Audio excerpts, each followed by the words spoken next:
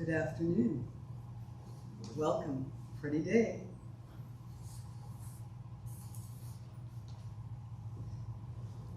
Today's service is Gotan-e, the celebration of Shinran Shonin's birthday.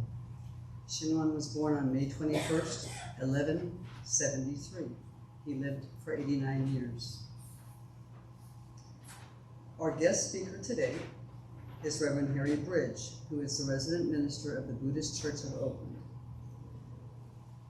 Reverend Bridge has been at Enmanji before, and so it's nice to have him back again. Welcome back, Sensei. We're going to go a little bit differently this morning, so everybody please stand for the opening gatha. Opening gatha is Shinran's family on page 128 in the White Book.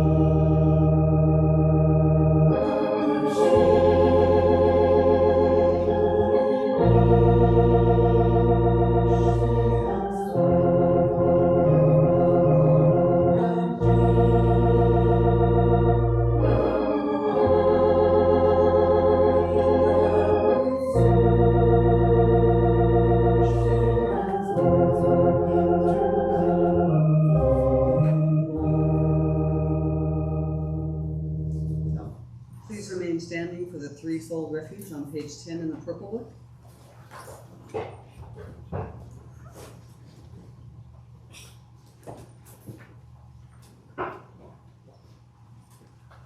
Difficult is it to receive human form, now we are living it. Difficult is it to hear the Dharma of the Buddha, now we hear it. If we do not cross over to the truth in the present life, in what life shall we cross over? Let us with sincerity and true reverence take refuge in the three treasures of the truth. I take refuge in the Buddha. May we, together with all sentient beings, awaken to the great way of enlightenment and to the unsurpassed intent of Amida.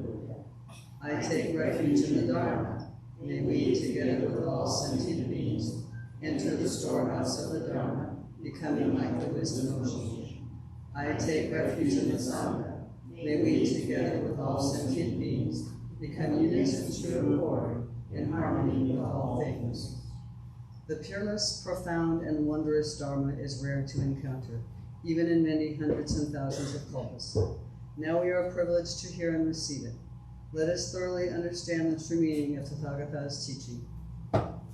Namo Amida Butsu. Namo Amida Butsu. Namo Amida Butsu.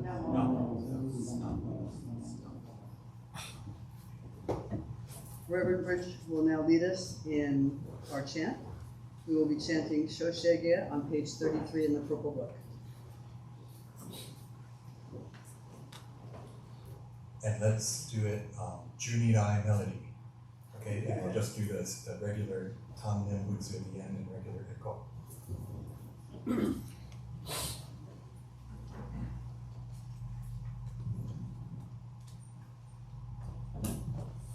Namandam, namandam, namandam, namandam.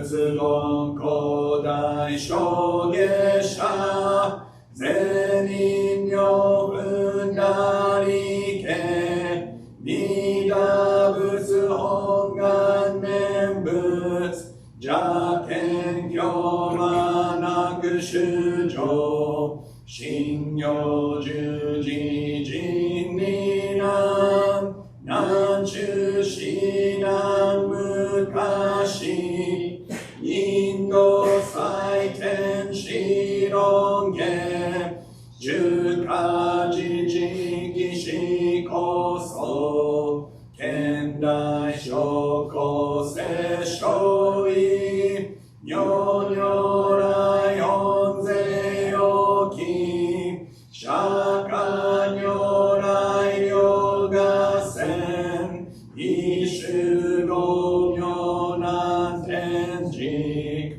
流十大自主とせ質の財派無権戦絶大乗無情報召喚議事小安楽賢治南行六六信行事業指導ら億年弥陀仏本願次年即時入筆上唯の上昇如来語法大比流勢よ天神菩薩造論説奇妙無下公如来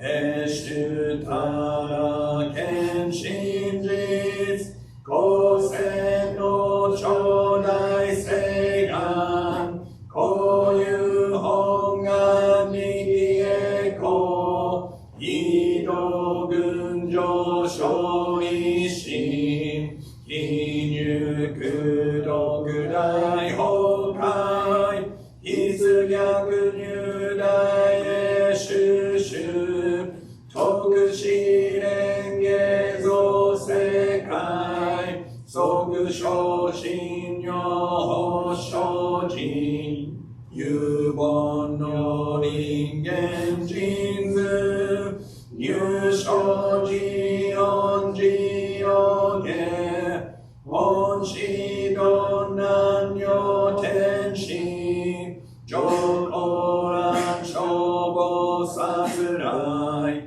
三蔵ルシ十上教凡上専業気楽法天神菩薩論中下報道因果見誓願法言猫ゆたり少女死因唯心人惑前本無心人没承知生じ即涅槃一心無量光明度小宇宙上海部家同社結晶道南省唯妙浄土活入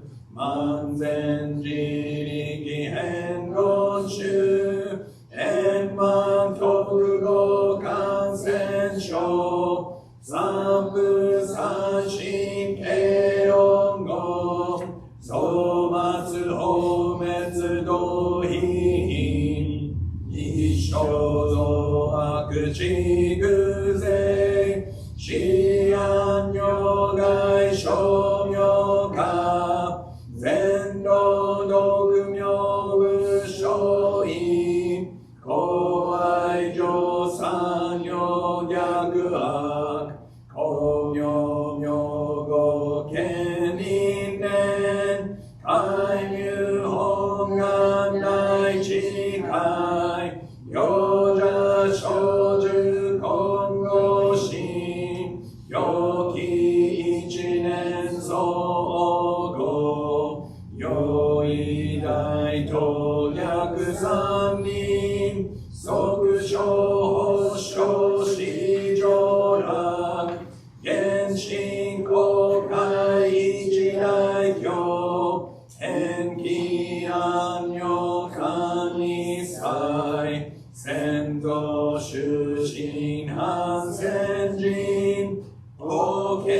二度小便流六十悪に類小物が薬剤摂取中煩悩証言水分権大無権上昇が本資源空妙仏教弁民前幕本部に新宗教書公編集戦略本願具悪性現代生じ臨伝下決地義上一生し即入弱上無意ら一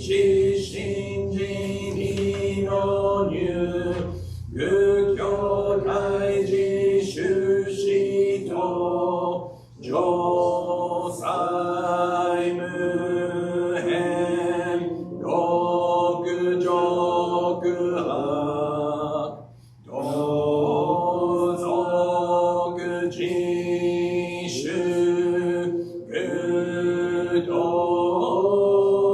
心唯化心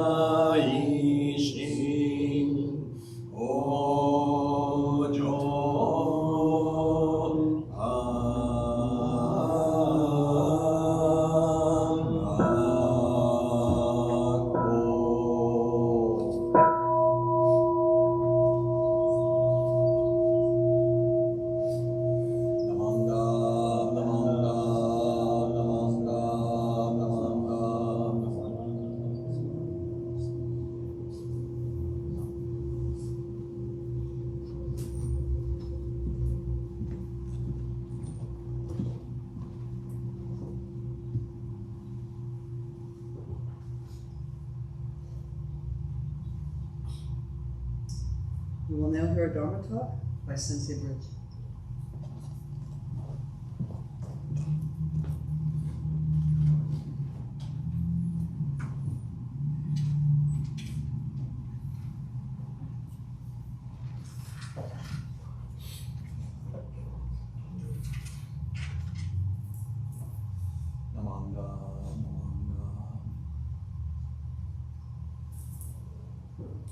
Hey, thank you everyone. Welcome to our Gotan-e Service in commemoration of the birth of Shinran Shonin. That's why I wanted to chant Shoshin-ge. So you got your chanting workout today. It's a little longer than the ones we're used to doing, but it's so important because it's the words of Shinran Shonin, right? And the encapsulation of Jodo Shinshu. And I hope while you're chanting it, maybe stuff popped out in your mind while you're reading. One of my favorite lines, Hongam Yogo Shoujo Go. So you've at least heard Hongan, right? It's like Honganji, not Hongguanji. Remember, it's silent W, so it's Hongan, right? The primal vow, Myogo, the name, Shoujo-go, the rightly established act. Right? So this is just like Shinshu doctrine. The name embodied in the primal vow is the rightly established act. We get to the Pure Land not by our own efforts, but through the primal vow. Right? And the act that we do is saying the name, Namo Amida Butsu, but actually all the Buddhas are saying the name. Another one you might know if you're Japanese or if you've been to Japan, Indo Saiten Shironge. Indo. Have you ever had Indo curry? That means Indian curry, right? Indo is what Japanese people call India now, and it's what Shinran Shonin called it. That's what they called India in medieval Japan, Indo, right? So even like that, just that kind of pops up. Oh, here's another one. Mida, Butsu, Hongan, Nembutsu, right? Mida, Amida. Mida, Butsu is Amida, Buddha. Hongan, again, primal vow. Nembutsu, the Nembutsu, right? I said it twice, but it's in Japanese and English. The Shoshin-ge is just so full of these gems, right? And so I think it's important to, if possible, to be familiar with it. It's important to chant it maybe at least once a year, maybe twice a year, Honko and Gotan-e, like today. So let me, I'd like to begin my talk by reading another thing written by Shinran. It's one of his wasans, a poem. So please join me in Gassho. Mida no myogo tonai tsutsu, shinjin makoto ni uru hito wa, okunen no shin tsune ni shite, Button hozuru omui ari. Those who, uttering Amida's name and truly attaining Shinjin, always mindful of the Buddha, wish to respond to the great benevolence. Namo Amida. Namo Amida. Namo Amida. Okay, so what I'd like to talk about for a little bit, my theme today is compassion and mindfulness. And it's in honor of Shinran Shonin. It's been, I think, 851 years since he was born. Do you remember me talking about this last year? Last year was 850, right? This year it's 851. So we add one more to it, right? And also over 800 years of Jodo Shinshu, right? The establishment of Jodo Shinshu teachings. So to me, just really amazing, right? That Shinran Shonin's teachings have been passed on for so long, and important for me because it changed my life. Right? Encountering Buddhist Churches of America, Nishi Honganji, the Nembutsu, and Shinran Shonin's teachings, my life is totally different than it would have been had I not encountered. I don't know what it would have been like, but very different. Has to be absolutely.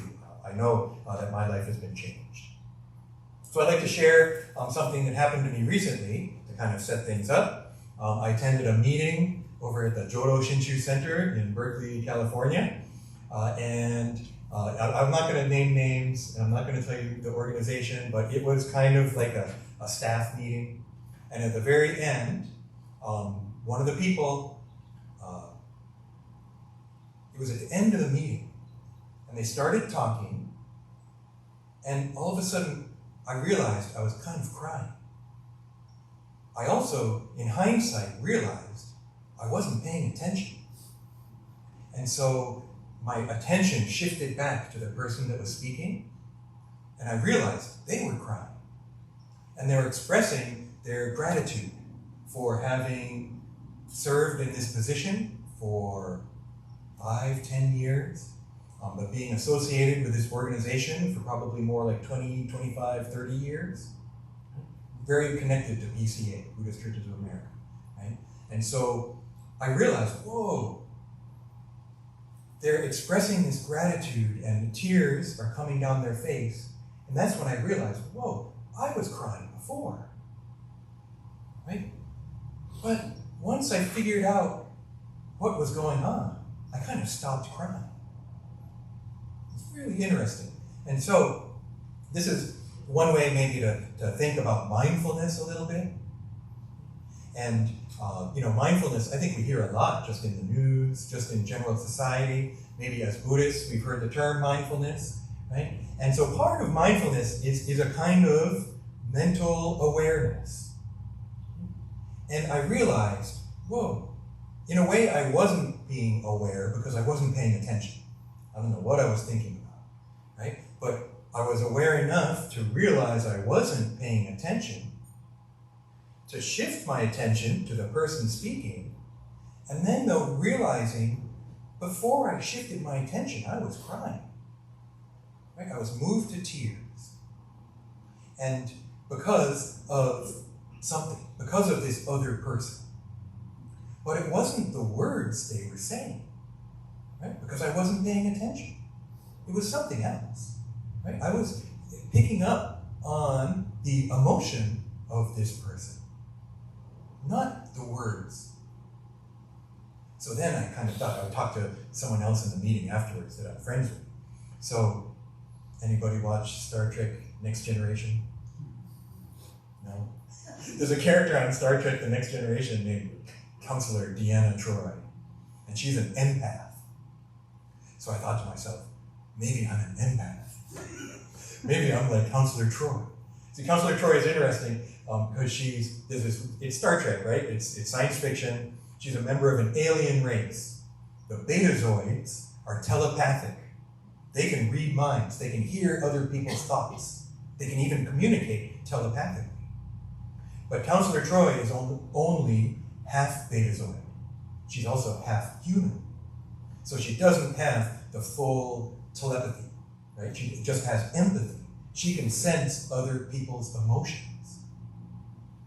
Part of why that's significant is because I'm half Japanese, half white, right? When racially, culturally, I think I'm more like 75% American and 25% Japanese, because I grew up in America. Even when I lived in Tokyo in high school, 6 years, but it was American school in Japan, right? So it was a lot of American culture, right? And yet, I feel like I absorbed some Japanese culture from my mother, who was from Japan, and also living in Japan on and off through the years, and also becoming Jodo Shinshu Buddhist, right? And learning about Japanese culture that way, and being around Japanese American people, Japanese people from Japan, non-Japanese Buddhists, right? So it's kind of fuzzy, but definitely like my being part of two cultures at the very least had a big impact on me. So similarly, I was like, maybe I'm like Diana Troy, right? And I can sense emotions. I can feel these emotions. And so that's called empathy. And I wonder, is the Buddha's compassion like empathy? I learned this actually from, I don't know if you remember Mr. Maeda. He would talk about this, empathy, right? He felt it was really, really important. And I think in a way, Buddha's compassion is like empathy. It's not sometimes they'll write pity. But pity is me standing above, oh, you poor thing. Oh, I pity your situation. That's not Buddha's compassion, right? Buddha's compassion, I think, includes this empathy and feeling this emotion of someone else. Actually, the kanji, right? Ji-hi, for compassion, is often translated in Chinese, or the Japanese character is ji-hi. Ji is more like friendliness. Hi, the kanji, is kanashi. It's the kanji for sad.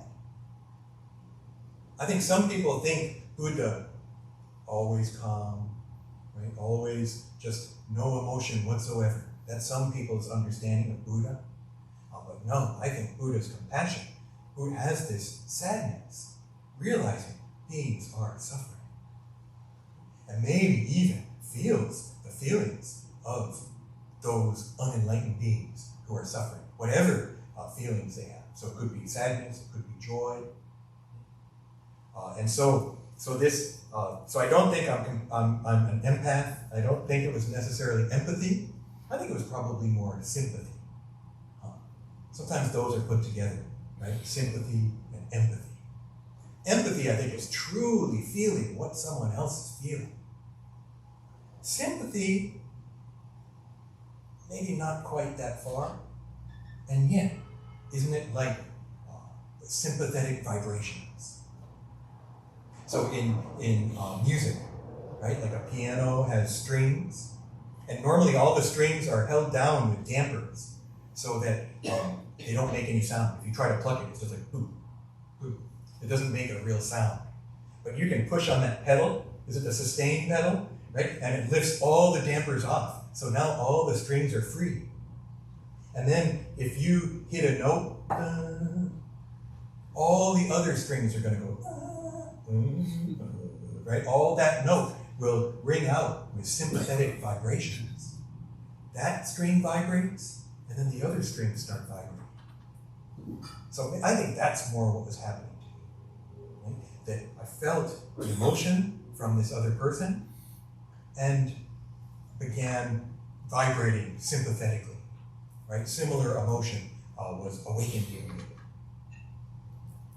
I don't think that happens to everyone. I'm sure it doesn't happen to me all the time, right? But I wonder if being Shin Buddhist hasn't softened my ego shell, right? Softened some, because a lot of times, just in general, men in Western society aren't supposed to feel emotions like that, right? No, I'm a man. I can't say it without laughing, right? I'm a man. I don't cry, right? I'll just stoically endure whatever's going on or something, right?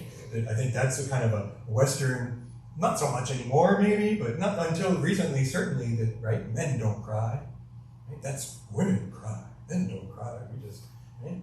I don't want to be like that. I don't think that's the way things really are, right? That if you someone else, and maybe that comes from Buddhism, right? If someone is suffering, is feeling sadness, I think that I'm more open now than I would have been younger to letting that in, right? To allowing myself to feel similar emotions. Sometimes I have to clamp down on it, right? Like I'm the minister. I'm the one, like at a funeral or something, right? If I start crying with everyone else, maybe that's not my role. So I can still recognize, different roles and emotions may play out differently at different times depending on what I'm doing. Right? So as the minister at a funeral, maybe I won't give in to the emotion, but I can feel it very often. Right? I feel that vibration, we could call it. So I'd like to, thinking about this compassion, and I'd like to share a quote from one of my first teachers, Tai Tetsu Unno, who you may have heard of. And it comes from this book, Shin Buddhism, where's the camera? Shin Buddhism, Bits of Rubble Turn into Gold. Okay? Shin Buddhism, that's our kind of Buddhism, Jodo Shinshu. Shin Buddhism, Bits of Rubble Turn into Gold. So let me read this passage. I read this book, this book is like 25 years old. It's getting kind of brown, and it's got my old notes in it from 20 years ago, and then I stopped reading it, so I only got about a quarter of the way in. But I picked it up for some reason the other day. And here's the first half of the quote. The question most frequently asked of a Shin Buddhist is, what is your practice? As a Buddhist, the obvious answer is the practice of compassion. Our task is to manifest compassion in everyday life, beginning with members of our own families, and extending it to all of society. So I read that, I was like, wow, okay. Like, the question most frequently asked, what is your practice? If you ask me that, I might say, saying the Nembutsu, right? That's part of our Buddhism, right? That we say the Nembutsu. But Shinran actually says that it's not my practice. It's not a practice of my effort. It's the name. Remember I said, Hongan Myogo. Myogo means the name. The name of Amida Buddha is Namo Amida Butsu. So Nembutsu is saying the name, but it's also hearing the name. Right? So maybe saying the name isn't the best answer for what is my practice. Right? Maybe we could say, hear the name.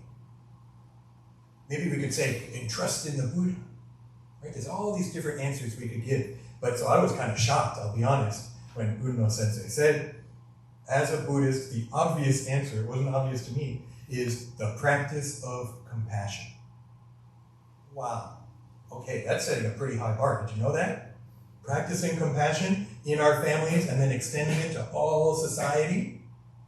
And I would go further. Society to me implies human beings. I would say extending it to all life, all living beings. But then he goes on.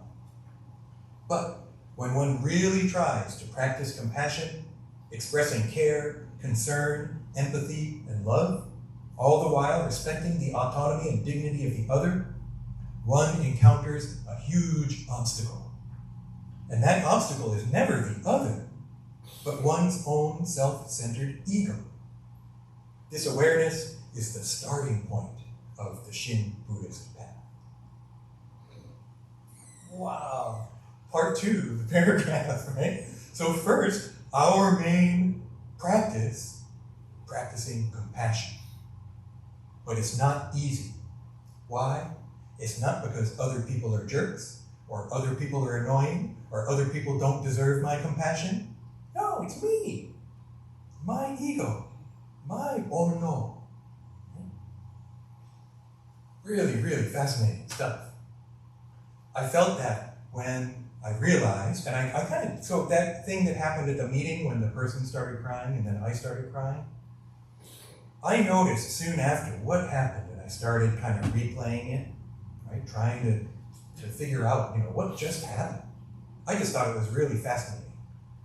And so I wanted to think about it, and for some reason, maybe I'm just like in my head a lot, but I think I have this kind of awareness of what's going on, or this allowance to try and be aware of what's going on.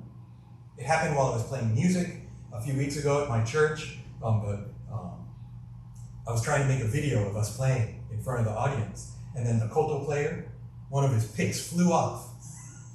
And so instantly I was like, oh, the video's ruined. Oh man, but keep playing. And we kept playing. Later on, another one flew off. And it was just like, wow, just keep going. He's going, I guess I gotta go. Right? And then I watched the video later, it's amazing. It's really good. What would have happened if I gave in to that thought? Just giving up. Right? Oh, the pick flew off. Oh, let's stop and start over. You want to go get the pick? No, you can't do that. We're performing in front of an audience. Right? And yet, I heard those thoughts. I caught those thoughts in my head as it was happening. And even the amount of time it just took me to say, oh, the video's ruined. When I watch the video, it's a split second that thought goes in my head. Because you see me go. You can see in the video my face, I react, and then boom, it's gone. And that's how long it took that thought. Oh, the video's ruined.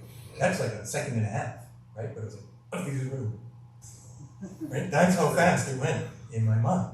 So similarly, that seeing my thoughts as I started crying, I wasn't even aware that I was crying actually. And it wasn't until I shifted my attention to the person crying that I realized, whoa, yeah, I had started crying before I was aware of what was going on. The thing that really gets me is when I became aware and started thinking, the emotion tamped down. And my calculating thoughts started to come in. And I wasn't feeling that emotion anymore when I started thinking about it. I think I was even thinking stuff like, I don't want to cry right now. I don't want to get on this train. I don't want to feel this emotional right now. Right? And it went away. So my ego came in, my self-centered ego. As I became conscious, and I'm not saying that consciousness and awareness isn't good, right? But it was really interesting to see when I started thinking about it, that all of a sudden the emotion's gone. I think I was feeling it in an emotional way, but I wasn't feeling those emotions myself, maybe. I'm not sure. Some kinds of Buddhism, practicing this kind of mindfulness is part of the way to nirvana. to be mindful, to practice this kind of mindfulness, right? And practice it by doing it a lot, maybe even doing it in sitting meditation. But that's not our way. That's not our path. And I think it's partly because if that was the way, I'm going to be second guessing myself all the time. What should I do? Well, how do I feel about it? Well, I feel this way, so now I can't live my life like that, jumping around all the time. I do in a way, but right? To try and have that mindfulness all the time, I don't think that would work for me. We could even ask. So can you picture this in your minds? Does anyone else do this? Right? That you're feeling something and then become aware of that feeling. See yourself acting in a certain way or feeling something. Which one is me? They're both me, right? The me that was crying, the me that became aware, oh, I'm crying. I can almost see it like from above. But could I have another me to get behind that second me? Right? What's going on in my head? Right? What in here can control my life? Control who I am? Erase my ego? Get rid of greed, anger, and delusion? Right? What part of me can do that and train so well to be able to do that? I think some other schools, maybe they can. Right? But that's, to me, not what Shinran Shonin is teaching us. Another one of my teachers, Dr. Dennis Hirota, I remember talking about it in this way at a minister's seminar, right? That you try to see yourself. How can you see yourself? Where do you go to see yourself? Right? The me, and then is there a me that gets behind that and looks at it? This comes from the eye cannot see itself. The knife cannot cut itself. I think it's a deep insight in Shinran to realize I can't do that. I can't control my emotions, be constantly aware all the time of what I'm thinking and feeling. So, that's the good news. Say the Nembutsu. Be yourself. Try and see yourself, but also live with everyone else. Right? Live your life the best you can, but it's okay to be you. Because Amida Buddha accepts you as you are. You don't have to control yourself. You don't have to behave in a certain way so that I'm okay, I'm going to go, I'm going to perfect myself. Right? Our Buddhism is this Buddhism of be yourself. You're okay as you are. And yet, it's not something that I do, right? It's something that becomes possible because of Amida Buddha's wisdom and compassion. Right? Being able to walk on this path, allowing me to live my life the best I can.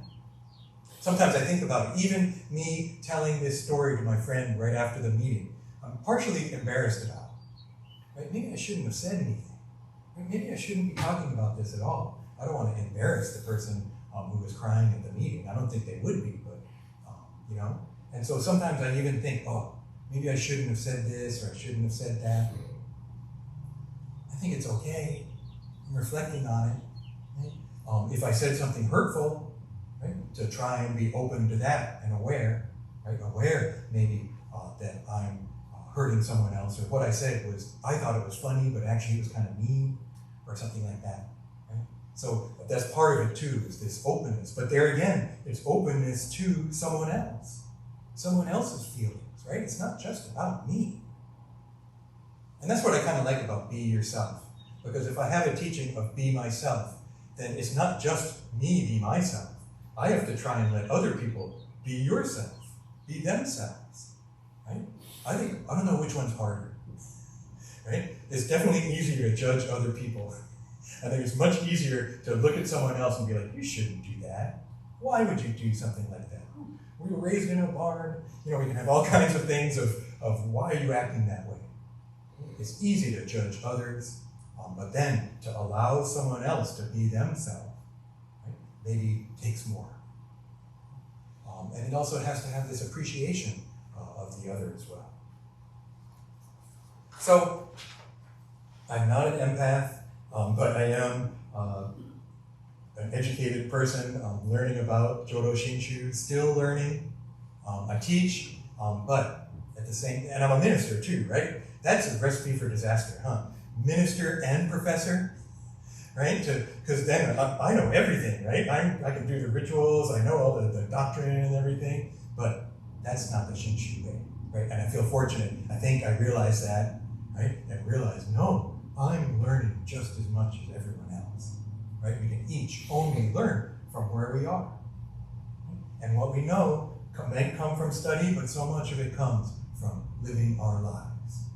And we're so fortunate, I think, to be able to live our lives in Sangha, right? In a Buddhist community, right? So that we can learn from others, whether it's my seniors, but it's not only seniors that I learn from, it's everyone, little kids too. Oh, this morning, should I say this? This morning, it's because at Buddhist Church of Oakland today, I'm giving a similar talk. This talk's for adults. And so I'm standing out there, the kancho's ringing, and all of a sudden I see this family with kids come. Oh no, kids? Kids aren't supposed to come today. I don't have a kid talk. And I can feel the stress coming up. I'm like, oh, why did kids come? I should have put in the email, no Dharma school class. You know, I was sitting here like, this is terrible. Like, what am I going to do? I saw my mind was spinning out of control, I was getting worried, getting nervous, wondering what's going to happen. And I was fortunate to realize, turn it off. Stop this kind of like fantasizing, because it's not happening yet. And then I was still upset while I sat down at my chair, this earlier. But then after the chanting, I think I let it go, right? Maybe because reciting Buddha's words and reciting with everyone. And the kids were great. It was amazing. The kids were like listening, and they liked when I talked about Star Trek and Deanna Troy and all that stuff, right? So I was like, phew, wow, if I had given in, to that worry and the anger and the frustration, it would have been a different story. I'm sure the kids wouldn't have liked it at all. Nobody would have liked it. But something, I was able to let go of that anger. So sometimes I think we're able to do that. That's part of mindfulness. Realize when I'm thinking in a way that's counterproductive, unhealthy, right? And so one level of Buddhism is to have that awareness, I think, and be able to let go of anger, let go of attachment, let go of the three poisons, But it's not always easy. So whatever happens, we can say the Nembutsu, and that compassion that maybe we're supposed to be trying to manifest, maybe it's coming to me. Buddha's compassion coming to me from everywhere. So why don't we conclude today's Dharma message with once more this poem by Shinran Shonin. It's actually Wasan number 1. But I'd like to read it one more time. Amida no myogo tonai tsutsu shinjin makoto ni uru hito wa okunen no shin tsune ni shite buddon hozuru omoi ani. Those who, uttering Amida's name and truly attaining Shinjin, always mindful of the Buddha, wish to respond to the great benevolence. Namo Amida Butsu. Namo Amida Butsu. Namo Amida Butsu.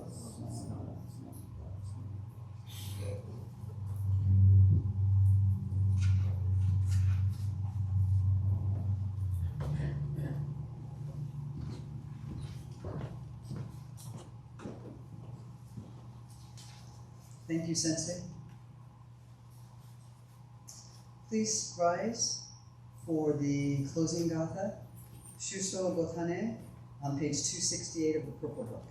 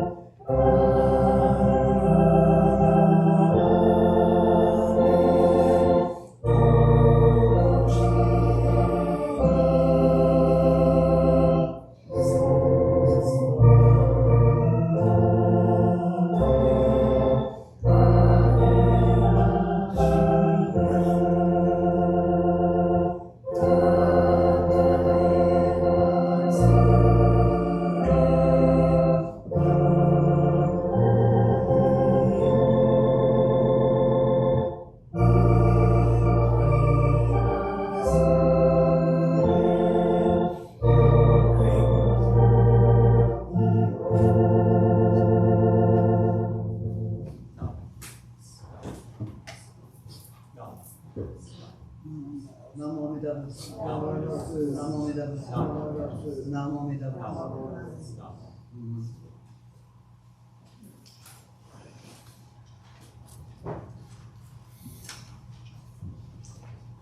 Are there any announcements?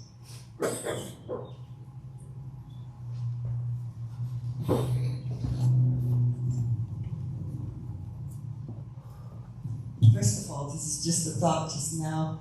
Thank you, Reverend Bridges, for doing help singing. we don't wait one time. we don't have a choir, I should tell. But I would like to thank everyone for helping with the conference yesterday. So far, I've heard just very positive things, and people.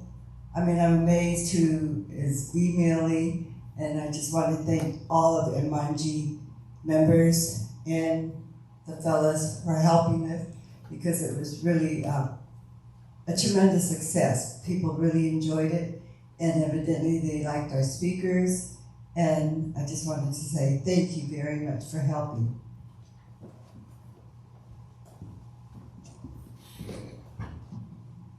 And also, Claire, a big thank you to you. It was a lot of work. It turned out wonderful. Thank you.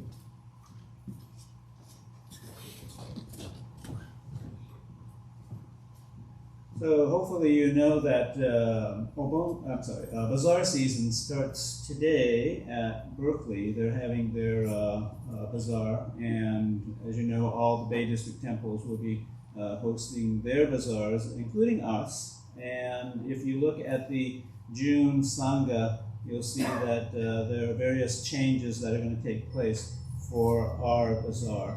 But take a look at that, and hopefully you can help us when the time comes in July. Thank you.